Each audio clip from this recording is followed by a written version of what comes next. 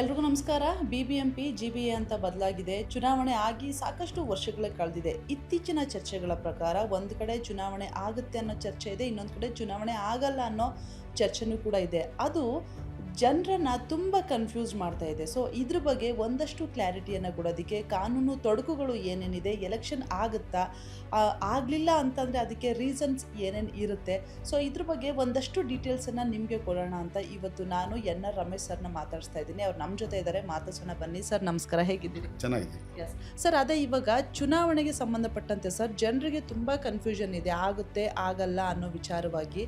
So ನಿಮ್ಗೆ ಏನು ಅನಿಸುತ್ತೆ ಸರ್, ನೀವು ಏನು ಹೇಳ್ತೀರಾ ಜನರಿಗೆ? ಭಾರತದ ಸಂವಿಧಾನದ 74ನೇ ತಿದ್ದುಪಡಿ ಅನ್ವಯ ಅಂದರೆ ಕಾನ್ಸ್ಟಿಟ್ಯೂಷನ್ 74th ಅಮೆಂಡ್ಮೆಂಟ್ ಪ್ರಕಾರ ಯಾವುದೇ ಸ್ಥಳೀಯ ಸಂಸ್ಥೆಗಳು 180 ದಿನಗಳಿಗೂ ಹೆಚ್ಚು ಕಾಲ ಅಧಿಕಾರಿಗಳ ಕೈ ಆಡಳಿತದಲ್ಲಿ ಇರೋದಕ್ಕಿಲ್ಲ. ಅಲ್ಲಿ ಪ್ರಜಾಪ್ರತಿನಿಧಿಗಳು, ಚುನಾಯಿತ ಪ್ರತಿನಿಧಿಗಳು ಕಡ್ಡಾಯವಾಗಿ ಇರಲೇಬೇಕಾಗತ್ತೆ. ಇದು ನಿಯಮ. ಇದು 2015 ಸೆಪ್ಟೆಂಬರ್ ತಿಂಗಳಲ್ಲಿ BBMP 2ನೇ ಅವಧಿಯ ಚುನಾವಣೆ ನಡೆದು 2020 ಸೆಪ್ಟೆಂಬರ್ 10ನೇ ತಾರೀಕು ಆ ಅವಧಿ ಮುಕ್ತಾಯ ಆಗುತ್ತೆ. ಅಂದರೆ ಈಗ 5 ವರ್ಷ 6 ತಿಂಗಳು ಸಂಪೂರ್ಣ ಆಗಿಬಿಟ್ಟಿದೆ. ಈ ಸಂದರ್ಭದಲ್ಲಿ ಇವರು ಚುನಾವಣೆ ಶತಾಯಗತಾಯ ನಡೆಸಲೇಬೇಕಿತ್ತು. ಇದರಲ್ಲಿ ಚುನಾವಣೆ ನಡೆಸ್ತಿರೋ ಅಂಥ ಈ ಒಂದು ಸಂವಿಧಾನ ವಿರೋಧಿ ಕಾರ್ಯದಲ್ಲಿ ನಮ್ಮ ಪಕ್ಷದ ಮುಖಂಡರು ಕೂಡ ಅದರಲ್ಲಿ ಒಂದು ಜವಾಬ್ದಾರರಾಗಿದ್ದಾರೆ. ಯಾಕಂದರೆ 2020ರಲ್ಲಿ ರಾಜ್ಯದಲ್ಲಿ ಭಾರತೀಯ ಜನತಾ ಪಾರ್ಟಿ ಸರ್ಕಾರನೇ ಆಡಳಿತದಲ್ಲಿದ್ದರೂ ಕೂಡ ಬೇರೆ ಬೇರೆ ಕಾರಣಕ್ಕೆ ಅವ್ರದ್ದೇ ಕಾರಣಗಳನ್ನು ಹೇಳಿ ಇಲ್ಲಿ ಚುನಾವಣೆ ಮುಂದೂಡುವಂಥ ಪ್ರಯತ್ನವನ್ನು ಮಾಡಿದ್ರು. ಅದರ ಫಲವನ್ನು ಇವತ್ತು ಎಲ್ಲರೂ ಅನುಭವಿಸ್ತಾ ಇರ್ತಕ್ಕಂಥದ್ದು. ಸಿದ್ದರಾಮಯ್ಯನವರು ನಾವು ಅಧಿಕಾರಕ್ಕೆ ಬಂದರೆ ತಕ್ಷಣ BBMP ಚುನಾವಣೆ ಸೇರಿದಾಗೆ ಜಿಲ್ಲಾ ಪಂಚಾಯತಿ, ತಾಲೂಕು ಪಂಚಾಯತಿ ಚುನಾವಣೆಗಳನ್ನು ನಡೆಸ್ತೀವಿ ಅಂತ ಹೇಳಿ ಅವರು ವಾಗ್ದಾನ ಮಾಡಿ ಅವರು ಕೂಡ ಆ ವಾಗ್ದಾನವನ್ನು ಮಾಡಿಲ್ಲ. ಈಗಾಗಲೇ ಅವರು ಅಧಿಕಾರವನ್ನು ವಹಿಸಿ 2 ವರ್ಷ 10 ತಿಂಗಳ ಕಾಲ, ಈಗಾಗಲೇ 2 ವರ್ಷ 10 ತಿಂಗಳ ಕಾಲ ಈಗಾಗಲೇ ಸಂಪೂರ್ಣ ಆಗಿಬಿಟ್ಟಿದೆ.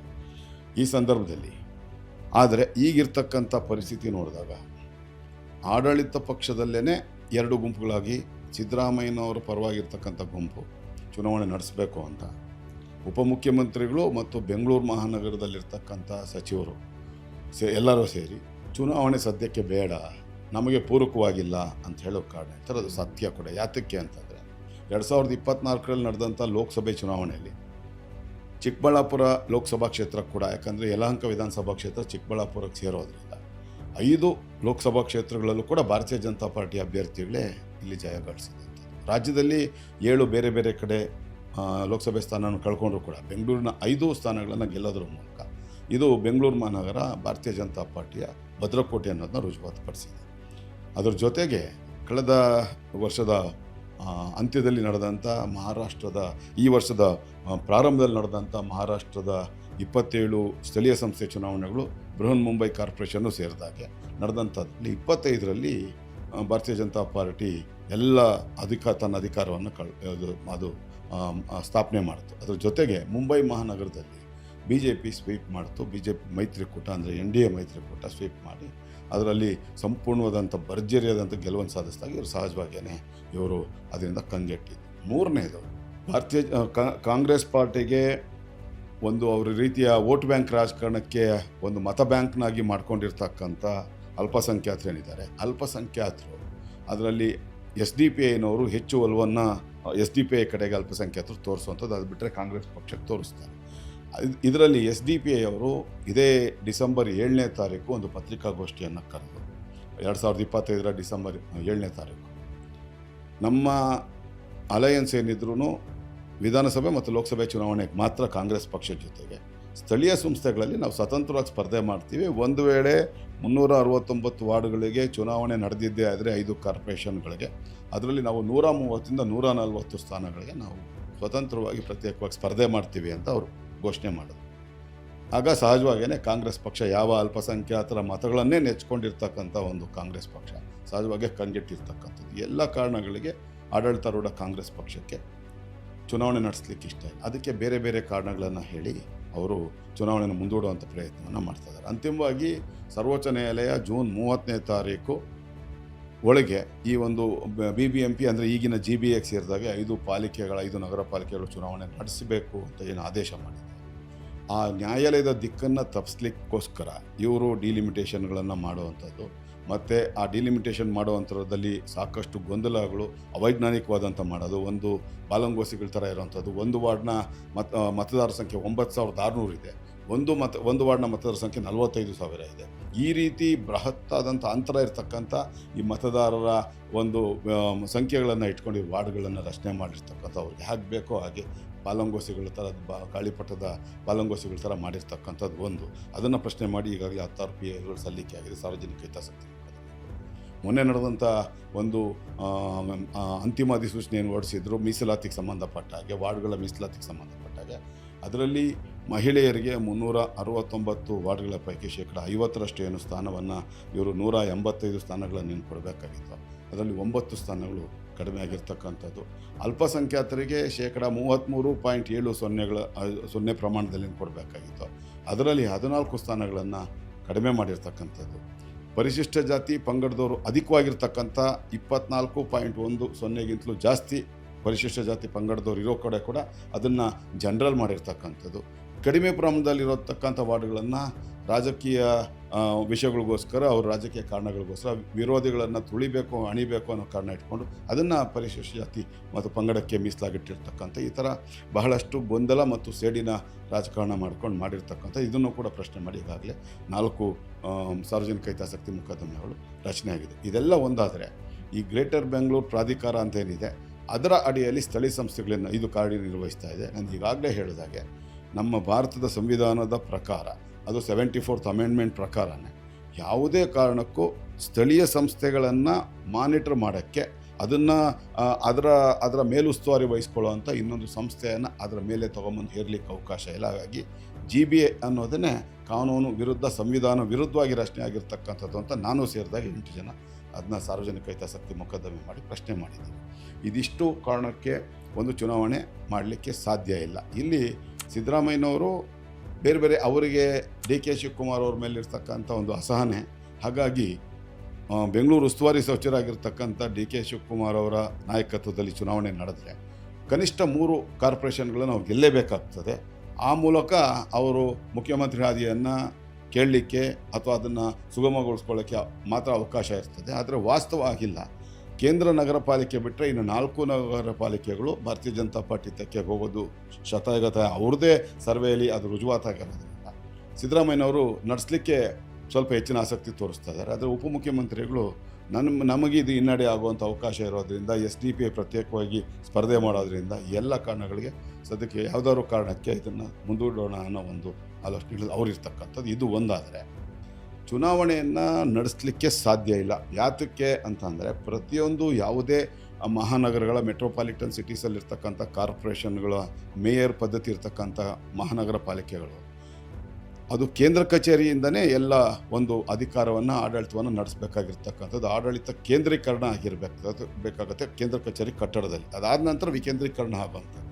ಅಂದರೆ ಮಹಾಪೌರಲ್ಲಿರ್ತಾರೆ, ಅಲ್ಲೇ ಉಪಮಹಾಪೌರು ಇರಬೇಕು, ಅಲ್ಲೇ ಆಡಳಿತ ಪಕ್ಷದ ವಿರೋಧ ಪಕ್ಷದ ನಾಯಕರು ಇರಬೇಕು, ಅಲ್ಲೇ ಸ್ಥಾಯಿ ಸಮಿತಿಗಳ ಅಧ್ಯಕ್ಷರು ಇರಬೇಕು. ಮುಂಚೆ 12 ಇತ್ತು ನಮ್ಮ ಅವಧಿಯಲ್ಲಿ, ಈಗ ಅದನ್ನು 8ಕ್ಕೆ ಮಾಡಿದ್ದಾರೆ. 8 ಸ್ಥಾಯಿ ಸಮಿತಿಗಳು ಇಲ್ಲೇ ಇರಬೇಕಾಗತ್ತೆ, ಆಯುಕ್ತರಲ್ಲೇ ಇರಬೇಕಾಗತ್ತೆ.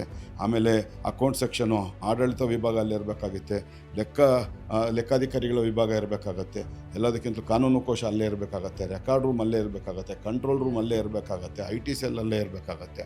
ಈ ಎಲ್ಲ ಕಾರಣಗಳಿಗೆ ಎಲ್ಲ ಒಂದೇ ಕಡೆ ಇರಬೇಕಾಗಿರೋವಂಥದ್ದು. ಉದಾಹರಣೆಗೆ ಈಗ ಪಶ್ಚಿಮ ನಗರ ಪಾಲಿಕೆ ಅಂತ ನೋಡಿದಾಗ ಯಡಿಯೂರು ವಿಭಾಗದ ಕಾರ್ಯಪಾಲಕ ಅಭಿಯಂತರು ಒಂದು ಕಡತದ ಅನುಮೋದನೆಗೆ ಅಂಥೇಳಿ ಮುಖ್ಯ ಅಭಿಯಂತರರನ್ನ ಸಂಪರ್ಕ ಮಾಡಬೇಕು ಅಂತಂದರೆ ಅವ್ರ ಅನುಮೋದನೆ ಬೇಕು ಅಂದರೆ ವಿಜಯನಗರಕ್ಕೆ ಹೋಗಬೇಕು. ಅಲ್ಲಿಂದ ಅಪರ ಆಯುಕ್ತರು ಆಡಳಿತಕ್ಕೆ ಅನುಮೋದನೆಗೆ ಹೋಗಬೇಕು ಅಂದರೆ RR ನಗರಕ್ಕೆ ಹೋಗಬೇಕು. ಅಲ್ಲಿಂದ ಆಯುಕ್ತರ ಅನುಮೋದನೆಗೆ ಬೇಕು ಅಂದರೆ ಮಲ್ಲೇಶ್ವರ ವೈಯಾಲಿ ಕಾವಲು ಬರಬೇಕು. ಇದು ಇವಾಗಿರ್ತಕ್ಕಂಥ ಪರಿಸ್ಥಿತಿ. ಆ ಥರ ಎಲ್ಲ ಮಾಡಲಿಕ್ಕೆ ಸಾಧ್ಯ ಇಲ್ಲ. ಹುಚ್ಚುಚ್ಚಾಗೆ ಆಯುಕ್ತರುಗಳು, GBA ಮುಖ್ಯ ಆಯುಕ್ತರು, ನಾವು ಯಾವ್ದಾದ್ರು ಕಟ್ಟಡವನ್ನು ಬಾಡಿಗೆಗೆ ತೊಗೊತೀವಿ, ಕಲ್ಯಾಣ ಮಂಟಪವನ್ನು ಬಾಡಿಗೆಗೆ ತೊಗೊತೀವಿ, ಇದೆಲ್ಲ ನಮ್ಮ ಸ್ಥಳೀಯ ಸಂಸ್ಥೆಗಳಲ್ಲಿ ಮಹಾಪೌರ ಆಡಳಿತ ಇರ್ತಕ್ಕಂಥ ಮಹಾನಗರಗಳಲ್ಲಿ ಅದು ಯಾವ ರೀತಿ ಸ್ಥಳೀಯ ಸಂಸ್ಥೆ ನಿರ್ವಹಿಸೋಕ್ಕೆ ಸಾಧ್ಯ ಇಲ್ಲ. ಎಲ್ಲ ಒಂದೇ ಕಡೆ ಮಹಾಪೌರಲ್ಲಿರ್ತಾರೆ ಅಲ್ಲೇ. ಹಾಗಾಗಿ ಅದ್ರ ಜೊತೆಗೆ ಮಹಾಪೌರಿಗೆ ಬೃಹತ್ತಾದಂಥ ಒಂದು ಕಚೇರಿ ಇರಬೇಕಾಗತ್ತೆ. 60-70 ಜನರು ಕೂತ್ಕೊಳ್ಬೋದಾದಂಥ ಕಚೇರಿ ಇರಬೇಕಾಗತ್ತೆ. ವಿತ್ ಮೈಕ್ ಸಿಸ್ಟಮ್ ಇರ್ತಕ್ಕಂಥ ಫರ್ನಿಚರ್ ಇರಬೇಕಾಗತ್ತೆ.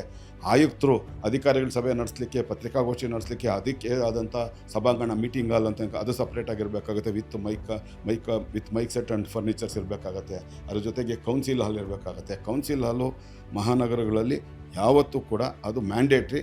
ತ್ರಿಭುಜಾಕೃತಿಯಲ್ಲೇ ಇರಬೇಕು, ಚೌಕಾಕಾರದಲ್ಲೋ ವೃತ್ತಾಕಾರದಲ್ಲೋ ಅಥವಾ ಮೊಟ್ಟೆ ಆಕಾರದಲ್ಲೋ ಈ ರೀತಿ ಇರೋದಕ್ಕೆ ಸಾಧ್ಯ ಇಲ್ಲ.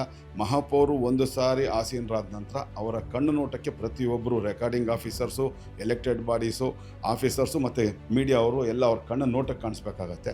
ಎಡಗಡೆ ಬಲಗಡೆ ಅವ್ರು ತಿರುಗಲ್ಲ. ಅವ್ರು ಎಡಗಡೆ ಆಯುಕ್ತರು, ಬಲಗಡೆ ಉಪಮಹಾಪೌರು ಕೂತ್ಕೊಂಡಿರ್ತಾರೆ ಅನ್ನೋದ್ರೆ ಮಿಗದವರೆಲ್ಲ ಅವ್ರ ಕಣ್ಣು ನೋಟಕ್ಕೆ ಇರಬೇಕಾಗತ್ತೆ. ಅಲ್ಲಿ ಮೈಕ್ ಸಿಸ್ಟಮ್ ಇರ್ತಕ್ಕಂಥ ಪಶ್ಚಿಮ ಕಾರ್ಪೊರೇಷನ್ ಆದರೆ ಸುಮಾರು 150 ಜನರು ಆಸನಕ್ಕೆ ಬೇಕಾಗಿರ್ತಕ್ಕಂಥ ಆಸನ ವ್ಯವಸ್ಥೆ ಇರಬೇಕಾಗಿರೋಂಥ ಮೀಟಿಂಗ್ ಕೌನ್ಸಿಲ್ ಹಾಲ್ ಇರಬೇಕು. ಅದರ ಜೊತೆಗೆ ಸುಮಾರು 50ಕ್ಕೂ ಹೆಚ್ಚು ಅಧಿಕಾರಿಗಳು ಕೂತ್ಕೊಳ್ಳೋದಕ್ಕೆ ಅವಕಾಶ ಮಾಡಿಕೊಡ್ಬೇಕಾಗತ್ತೆ. ಅದ್ರ ಜೊತೆಗೆ ಮೇಲ್ಗಡೆ ಮೀಡಿಯಾದವರು ಚಿತ್ರೀಕರಣ ಮಾಡೋಕ್ಕೆ ಅಥವಾ ಅವರು ಅದನ್ನು ನೋಟ್ ಮಾಡ್ಕೊಳ್ಳೋ ಮಾಧ್ಯಮದವ್ರಿಗೆ ಒಂದು ಮೇಲ್ಗಡೆ ಒಂದು ಮೊದಲನೇ ಮಹಡಿಯಲ್ಲಿ ಮಾಡಿಕೊಡ್ಬೇಕಾಗತ್ತೆ, ಎಲ್ಲ ದೃಶ್ಯಾವಳಿಗಳು ಅವ್ರು ನೇರವಾಗಿ ಕಾಣಿಸೋ ರೀತಿಯಲ್ಲಿ. ಅದ್ರ ಜೊತೆಗೆ ಆ ಮೀಟಿಂಗ್ ಕಡ್ಡಾಯವಾಗಿ 2 ದಿನ ನಡಿಬೇಕಾಗತ್ತೆ. ಒಂದು ಸಬ್ಜೆಕ್ಟ್ ಮೀಟಿಂಗು, ಒಂದು ಮಂತ್ಲಿ ಮೀಟಿಂಗ್ ಅಂತ ನಡೆಯುತ್ತೆ. ಆ ಸಂದರ್ಭದಲ್ಲಿ ಜನಪ್ರತಿನಿಧಿಗಳು, ಅಧಿಕಾರಿಗಳು, ಮಾಧ್ಯಮದವ್ರಿಗೆ ಭೋಜನ ಉಪಹಾರದ ವ್ಯವಸ್ಥೆ ಮಾಡಲಿಕ್ಕೆ ಒಂದು ಮೀಟಿಂಗ್ ಅಲ್ಲಿ ಸಪ್ರೇಟಾಗಿ ಇರಬೇಕಾಗತ್ತೆ. ಇದೆಲ್ಲ ಇರೋದು ತನ್ನದೇ ಆದಂಥ ಕಟ್ಟಡ ಸ್ವಂತಕ್ಕೆ ಇದ್ದಾಗ ಮಾತ್ರ ಸಾಧ್ಯ. ಇಲ್ಲದೆ ಹೋದರೆ ಯಾವುದೇ ಕಾರಣಕ್ಕೂ ಈ ಮಹಾನಗರಗಳ ಅಂಥ ಸ್ಥಳೀಯ ಸಂಸ್ಥೆಗಳು, ಮಹಾಪೌರ ಇರ್ತಕ್ಕಂಥ ಮಹಾನಗರಗಳ ಸ್ಥಳೀಯ ಸಂಸ್ಥೆಗಳು ಕಾರ್ಯನಿರ್ವಹಿಸೋಕ್ಕೆ ಸಾಧ್ಯನೇ ಇಲ್ಲ. ಇದು ಎಲ್ರಿಗೂ ಗೊತ್ತಿರ್ತಕ್ಕಂಥದ್ದು. ಆದರೆ ಅದಕ್ಕೆ ಸೂಕ್ತವಾದಂಥ ಜಾಗಗಳನ್ನು ಗುರುತಿಸಿದ್ದಾರೆ. ಉದಾಹರಣೆಗೆ ದಕ್ಷಿಣ ನಗರ ಪಾಲಿಕೆಗೆ ಬನಶಂಕರಿ ಬಳಿ 3 ಎಕರೆ ಅಷ್ಟು ಜಾಗವನ್ನು, ಪಶ್ಚಿಮ ಪಾಲಿಕೆಗೆ ಅತ್ತಿಗುಪ್ಪೆ ಬಳಿ, ಉತ್ತರ ಪಾಲಿಕೆಗೆ ಯಲಹಂಕ ಬಳಿ, ಬ್ಯಾಟರಾಯನಪುರ ಮತ್ತು ಯಲಹಂಕ ಮಧ್ಯಭಾಗದಲ್ಲಿ, ಹಾಗೆ ಪೂರ್ವ ಪಾಲಿಕೆಗೆ ಮಾರತ್ತಳ್ಳಿ ಬಳಿ ನೋಡಿದ್ದಾರೆ ಹೊರತು ಅದನ್ನ GBAಗೆ ಅವರು ಹಸ್ತಾಂತರ ಮಾಡಬೇಕು. ಕಾನೂನು ರೀತಿ ಹಸ್ತಾಂತರ ಮಾಡಿ ಗೆಜೆಟ್ ನೋಟಿಫಿಕೇಷನ್ ಆಗಬೇಕು. ಆ ನಂತರ ಇವರು ಟೆಂಡರ್ ಕರಿಬೇಕು.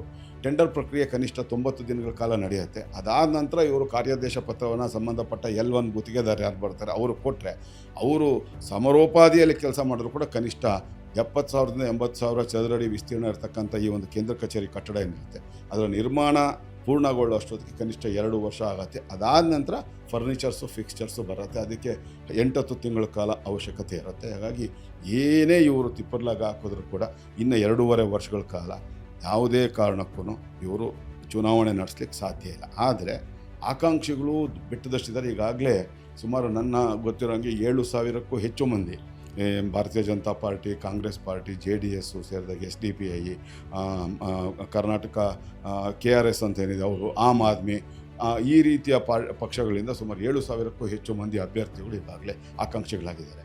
ಅವ್ರನ್ನ ನೋಡಿದ್ರೆ ಹೊಟ್ಟೆ ಉರಿಯುತ್ತೆ.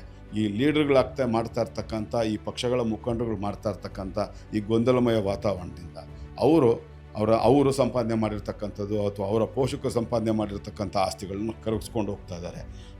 ಇದೇ ಸಂದರ್ಭದಲ್ಲಿ ಇದೇ ಪರಿಸ್ಥಿತಿಯನ್ನು ದುರ್ಲಾಭ ಪಡ್ಕೊಂಡು ಇಲ್ಲಿ ತನಕ ಅದಕ್ಕೆ ಸಂಬಂಧನೇ ಪಡೆದೇ ಇರತಕ್ಕಂಥವರೆಲ್ಲ ರಾಜ್ಯೋತ್ಸವ ಕಾರ್ಯಕ್ರಮಗಳನ್ನು, ಅಣ್ಣಮೋತ್ಸವ ಕಾರ್ಯಕ್ರಮಗಳನ್ನು, ಅಯ್ಯಪ್ಪ ಭಜನೆ ಕಾರ್ಯಕ್ರಮಗಳನ್ನು, ಈ ರೀತಿಯ ಕಾರ್ಯಕ್ರಮಗಳನ್ನು ಮಾಡ್ಕೊಂಡು, ಗಣೇಶೋತ್ಸವ ಕಾರ್ಯಕ್ರಮಗಳನ್ನು ಮಾಡಿಕೊಂಡು ಅದರ ಮೂಲಕ ಇವರನ್ನು ಒಂದು ಆರ್ಥಿಕವಾಗಿ ಒಂದಷ್ಟು ಕಂಗಿಡೋ ರೀತಿಯಲ್ಲಿ ಮಾಡುವಂಥ ಕೆಲಸಗಳು ನಡೀತಾ ಇದೆ.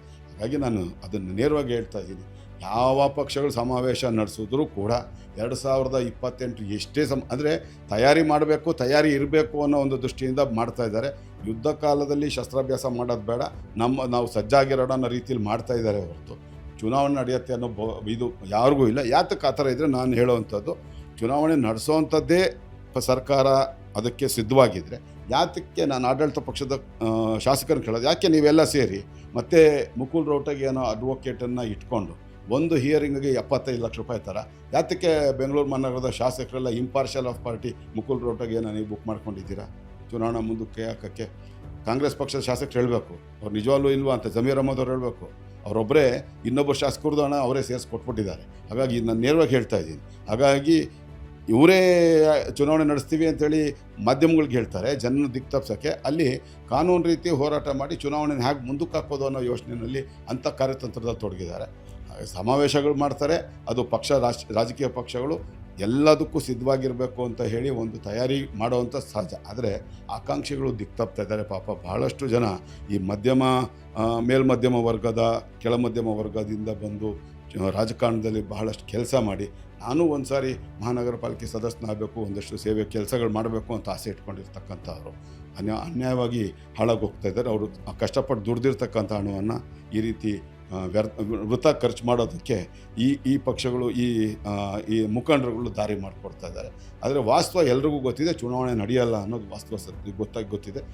ಯಾವುದೇ ಕಾರಣಕ್ಕೂ ತನ್ನದೇ ಆದಂಥ ಕೇಂದ್ರ ಕಚೇರಿಗಳನ್ನು ಕೇಂದ್ರ ಮಹಾನಗರ ಪಾಲಿಕೆಯನ್ನು ಹೊರತುಪಡಿಸಿ, ಬೆಂಗಳೂರು ಕೇಂದ್ರ ನಗರ ಪಾಲಿಕೆಯನ್ನು ಹೊರತುಪಡಿಸಿ 4 ನಗರ ಪಾಲಿಕೆಗಳು, ಉತ್ತರ, ದಕ್ಷಿಣ, ಪೂರ್ವ, ಪಶ್ಚಿಮ ನಗರ ಪಾಲಿಕೆಗಳು ತನ್ನದೇ ಆದಂಥ ಕೇಂದ್ರ ಕಚೇರಿಯನ್ನು ಹೊಂದೋ ತನಕ ಈ ಚುನಾವಣೆ ನಡೆಸಲಿಕ್ಕೆ ಸಾಧ್ಯ ಇಲ್ಲ. ಒಂದು ಮಾತು ನಾನು ಸಿದ್ದರಾಮಯ್ಯನವ್ರನ್ನ ಅಥವಾ GBA ಮುಖ್ಯ ಆಯುಕ್ತರನ್ನ ಅಥವಾ ಉಸ್ತುವಾರಿ ಸಚಿವರಾಗಿರ್ತಕ್ಕಂಥ ಉಪಮುಖ್ಯಮಂತ್ರಿಗಳು ಕೇಳೋಕ್ಕೆ ಇಷ್ಟಪಡ್ತೀನಿ. ಆಯಿತು, ಚುನಾವಣೆ ನಡೆಯುತ್ತೆ. ಚುನಾವಣೆ ನಡೆದಿದ್ದ ತಕ್ಷಣ ಮಹಾಪೌರರು ಅಧಿಕಾರ ಸ್ವೀಕಾರ, ಫಲಿತಾಂಶ ಬಂದು 27 ದಿನಗಳೊಳಗಾಗಿ 28 ದಿನಗಳ ಒಳಗಾಗಿ ಅವರು ಅಧಿಕಾರವನ್ನು ಸ್ವೀಕಾರ ಮಾಡಬೇಕು. ಮಹಾಪೌರ ಅಧಿಕಾರ ಸ್ವೀಕಾರ ಮಾಡಿದ್ಮೇಲೆ ಅವ್ರು ಕೂತ್ಕೊಳ್ಳೋದಿಲ್ಲಿ, ಅವ್ರ ಅಧಿಕಾರ ನಡೆಸೋದೇ ಇಲ್ಲಿ.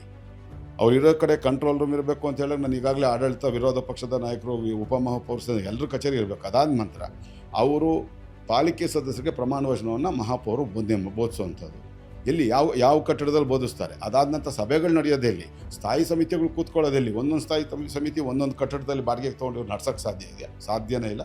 ಹಾಗಾಗಿ ಇದು ಹುಚ್ಚುದೊರೆ ತುಘಲಕ್ನ ಮಾತುಗಳನ್ನು ಇವ್ರು ಆಡೋವಂಥದ್ರ ಮೂಲಕ ಅಂತಹ ತುಘಲಕ್ ದರ್ಬಾರನ್ನು ಮಾಡ್ತಾ ಇರ್ತಕ್ಕಂಥ ಆಡಳಿತಾರೂಢ ಪಕ್ಷದವರು ಮತ್ತು ಈ ಅಧಿಕಾರಿಗಳು ಅವರು ಒಂದು ಜನರನ್ನ ತಪ್ಪಿಸೋಂಥ, ಬೆಂಗಳೂರು ಮಹಾನಗರದ ನಾಗರಿಕರ ದಿಕ್ಕನ್ನು ತಪ್ಪಿಸೋವಂಥದ್ರಲ್ಲಿ ಅಂಥ ಕಾರ್ಯತಂತ್ರ ಮಾಡ್ತಾಯಿದ್ದಾರೆ. ಅಂತಿಮವಾಗಿ ಇನ್ನೊಂದು ಹೇಳ್ತೀನಿ, ಈ ಬೆಂಗಳೂರು ಮಹಾನಗರದ ಚುನಾವಣೆ 5 ಪಾಲಿಕೆಗಳಿಗೆ ನಡೀಬಾರ್ದು ಅಂತ ಹೇಳಿ ರಾಜಕೀಯ ಪಕ್ಷದ ಮುಖಂಡರಿಗಿಂತಲೂ ಹೆಚ್ಚು ಖರ್ಚು ಮಾಡ್ತಾ ಇರ್ತಕ್ಕಂಥದ್ದು, ಹೆಚ್ಚು ಆಸಕ್ತಿ ವಹಿಸಿರ್ತಕ್ಕಂಥದ್ದು ಕಳೆದ 5.5 ವರ್ಷಗಳಿಂದ ಮಾಡಬಾರ್ದೇ ಇರೋ ಅನಾಚಾರಗಳನ್ನು, ಭ್ರಷ್ಟಾಚಾರಗಳನ್ನು ಮಾಡಿ ಇಲ್ಲಿ ಸಾವಿರಾರು ಕೋಟಿ ರೂಪಾಯಿಗಳ ಅನುದಾನವನ್ನು, ಕೇಂದ್ರ ಮತ್ತು ರಾಜ್ಯ ಸರ್ಕಾರ ಅನುದಾನವನ್ನು ತಮ್ಮ ತಿಜೋರಿಗೆ ತೊಗೊಂಡೋಗಿರ್ತಕ್ಕಂಥ ಪರಮ ಭ್ರಷ್ಟ ಅಧಿಕಾರಿಗಳೇನಿದ್ದಾರೆ, ಆ ಅಧಿಕಾರಿಗಳ ಒಂದು ಲಾಬಿ, ಆ ಅಧಿಕಾರಿಗಳ ಮಾಫಿಯಾನೇ ಈ ಚುನಾವಣೆಯನ್ನು ಮುಂದೂಡಲಿಕ್ಕೆ ಏನೇನು ಕಾರ್ಯತಂತ್ರ ಮಾಡಬೇಕೋ ಅಷ್ಟು ಕಾರ್ಯತಂತ್ರ ಮಾಡ್ತಾಯಿದೆ. ನನಗಿರ್ತಕ್ಕಂಥ ಮಾಹಿತಿ 3 PILಗಳು, 3 ಸಾರ್ವಜನಿಕ ಹಿತಾಸಕ್ತಿ ಮೊಕದ್ದಮೆಗಳನ್ನು ಈ ಅಧಿಕಾರಿಗಳ ಲಾಬಿನೇ ಮಾಡಿ ಕೂಡಿರ್ತಕ್ಕಂಥದ್ದು ಬೇರೆಯವರ ಹೆಸರಿನಲ್ಲಿ ಅನ್ನೋದು ನಮ್ಗೆ ಅತ್ಯಂತ ಸ್ಪಷ್ಟವಾಗಿದೆ. ಅವರ ಮಾಹಿತಿ ಜೊತೆ ಕೂಡ ನಾನು ನಿಮ್ಮ ಮುಂದೆ ತುಂಬ ಬೇಗ ಬರೋನಿದ್ದೆ. ಸಂಬಂಧಪಟ್ಟಂತೆ ಒಂದು ಸುದ್ದಿಗೋಷ್ಠಿ ಆಗುತ್ತೆ ಅಂತ 100ಕ್ಕೆ 100. ಅಯ್ಯೋ, ಅಧಿಕಾರಿಗಳೇ ಹೇಳ್ತಾ ಇದ್ದೀರಾ, ಅದರಲ್ಲಿ ವಿಶೇಷವಾಗಿ ಹೇಳ್ಬಿಡ್ತೀನಿ.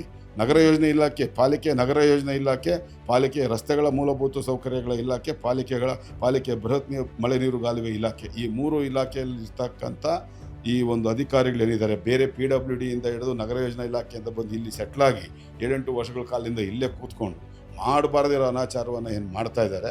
ಇವತ್ತು ಪ್ರತಿಯೊಂದು ಕಟ್ಟಡದ ನಿರ್ಮಾಣಕ್ಕೆ, ನಕ್ಷೆ ಮಂಜೂರಾತಿಗೆ 140 ರೂಪಾಯಿ ಪ್ರತಿ ಚದರಡಿಗೆ ಏನು ವಸೂಲಿ ಮಾಡ್ತಾ ಇದ್ದಾರೆ. ಕಾನೂನು ಎಲ್ಲ ನಿಯಮಗಳು ಗಾಳಿಗೆ ಅಂಥ ಅಧಿಕಾರಿಗಳ ಒಂದು ತಂಡ ಕೇಂದ್ರ ಮತ್ತು ರಾಜ್ಯ ಸರ್ಕಾರದ ಅನುದಾನಗಳಡಿಯಲ್ಲಿ ದೊಡ್ಡ ಮಟ್ಟದ 150, 200, 300 ಕೋಟಿ ರೂಪಾಯಿಗಳಷ್ಟು ಮೊತ್ತದ ಕಾಮಗಾರಿಗಳಲ್ಲಿ ಕನ್ನಡಿಗರು ಯಾರೂ ಭಾಗವಹಿಸೋಕ್ಕಾಗದೇ ಇರುವಂಥ ಸನ್ನಿವೇಶವನ್ನು ಸೃಷ್ಟಿ ಮಾಡಿ, ಪರಭಾಷಿಕರು, ಪರ ರಾಜ್ಯಗಳ ಗುತ್ತಿಗೆದಾರರು ಇಲ್ಲಿ ಭಾಗವಹಿಸೋಂಗೆ ಮಾಡಿ, ಅವ್ರ ಮೂಲಕ ತಾವು ಎಷ್ಟು ಅಪೇಕ್ಷೆ ಪಡ್ತಾಯಿದ್ದೋ ಅದಕ್ಕಿಂತಲೂ ದುಪ್ಪಟ್ಟು ಪ್ರಮಾಣದ ಒಂದು ಲಂಚವನ್ನು, ಕಿಕ್ ಬ್ಯಾಕನ್ನು ಪಡ್ಕೊಂಡು ಇವತ್ತು ದುಂಡಗಾಗಿರ್ತಕ್ಕಂಥ ಅಧಿಕಾರಿಗಳೇನಿದ್ದಾರೆ, ಸುಮಾರು 50-60 ಅಧಿಕಾರಿಗಳು, ದೊಡ್ಡ ಅಧಿಕಾರಿಗಳು, ಅವರು ದೊಡ್ಡ ಮಟ್ಟದ ಲಾಬಿಯನ್ನು ಮಾಡಿ ಅವರ ಸ್ವಂತ ಖರ್ಚಿನಲ್ಲಿ, ಅವ್ರ ಸ್ವಂತ ಅಲ್ಲ, ಲೂಟಿ ಮಾಡಿರ್ತಕ್ಕಂಥ ಹಣದಲ್ಲೇ 3 PILಗಳನ್ನು ಅವರಿಗಾಗಲೇ ಸಲ್ಲಿಕೆ ಮಾಡಿಸಿದ್ದಾರೆ ಅಂತ ಅತ್ಯಂತ ಸ್ಪಷ್ಟವಾದಂಥ ನಂಬಲಾರ್ಹ ಇದರಿಂದ ನನಗೆ ಮಾಹಿತಿ ಬಂದಿದೆ. ತುಂಬ ಬೇಗ ಅಧಿಕಾರಿಗಳು ಯಾರು, ಭ್ರಷ್ಟ ಯಾರು ಅನ್ನೋದು ಸಮೇತ ನಾನು ನಿಮ್ಮ ಮುಂದೆ ಇನ್ನೊಂದು 10-15 ದಿನದೊಳಗಾಗಿ ಬರ್ತಾಯಿದ್ದೀನಿ. ಆಡಳಿತಕ್ಕೆ ಸಂಬಂಧಪಟ್ಟಾಗೆ ಕೇಂದ್ರ ಕಚೇರಿ ಇಲ್ಲದಿರತಕ್ಕಂಥದ್ದು ಒಂದು. ಆಮೇಲೆ ಈಗ SIR ಬೇರೆ ಪ್ರಾರಂಭ ಆಗ್ತಾಯಿದೆ. ಹಾಗಾಗಿ ಆ ಮತದಾರರ ಪಟ್ಟಿ ಪರಿಷ್ಕರಣಾ ಕಾರ್ಯ ಏನೀಗ ಇದೇ ವಾರ ಪ್ರಾರಂಭ ಆಗುತ್ತೆ.